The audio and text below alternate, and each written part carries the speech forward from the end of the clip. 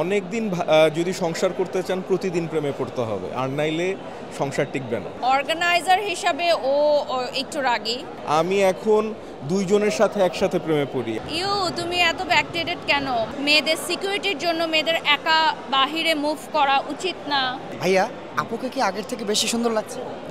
ও সবসময় সুন্দর ছিল আমার কাছে। সো মানে বেশি সুন্দর কম সুন্দরের বিষয় না, বাট এখন যে বিষয়টা সবাই যেটা বলতেছে যে ওর চেহারায় লাবণ্যতা ফিরে আসছে, আমার কাছেও সেটাই মনে হয় যে ওকে আগের থেকে অনেক বেশি লাবণ্যময় লাগতেছে। আচ্ছা, নতুন করে প্রেমে পড়লেন কিনা?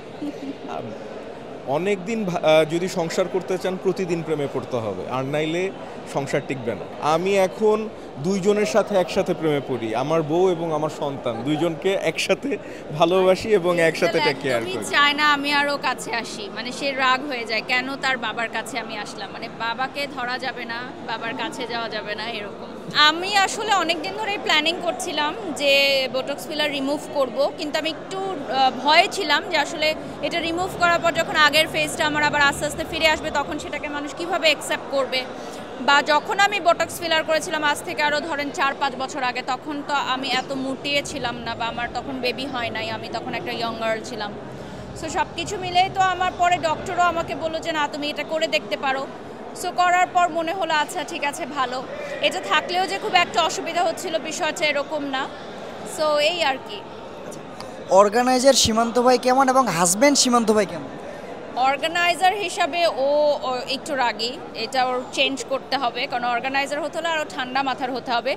যত বড় প্রোগ্রাম হবে তত মিসম্যানেজমেন্ট হবে, এটা হচ্ছে বাস্তবতা। হ্যাঁ, ব্যাক স্টেজে হবে, ফ্রন্ট স্টেজে সেটা অডিয়েন্সরা বুঝতে পারবে না, বাট ব্যাক স্টেজে অলওয়েজ মিসম্যানেজমেন্ট হবে।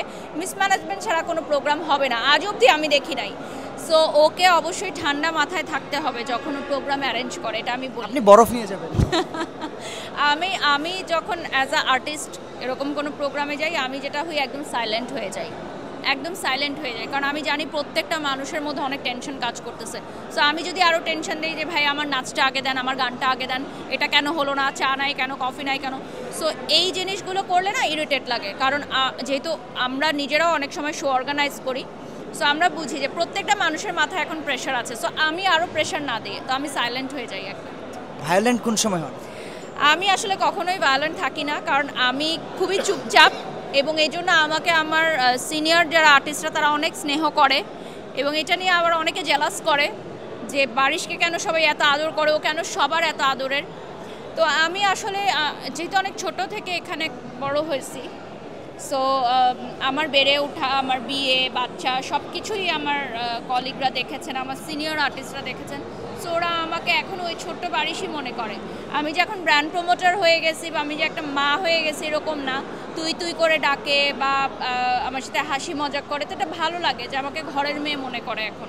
আমি আসলে একটু ব্যাকডেটেড, সো আমি মনে করি যে এটা ভালো, এটা হওয়া ভালো। আমি একটু রিজার্ভড, আমি একটু ব্যাকডেটেড। সো অনেক সময় আমার কাজিনরা বলে যে তুমি এত ব্যাকডেটেড কেন, মানে এরকম বলে। মন মানসিকতার দিক থেকে হতে পারে, হ্যাঁ মন মানসিকতার দিক থেকে হতে পারে। সো থাকে কিছু কিছু বিষয়, যেমন আমার কাছে মনে হয় যে মেয়েদের একটু রিজার্ভ চলা উচিত, মেয়েদের সিকিউরিটির জন্য মেয়েদের একা বাহিরে মুভ করা উচিত না। বা এই যে মেয়েরা যে অনেক সময় গার্লস ট্যুরে যায়, মানে দেশের বাহিরেও চলে যায়, আমার কাছে একটু ভয় লাগে যে আচ্ছা ছোট ছোট মেয়েরা যাচ্ছে, কোনো বিপদে না পড়ুক, আল্লাহ না করুক।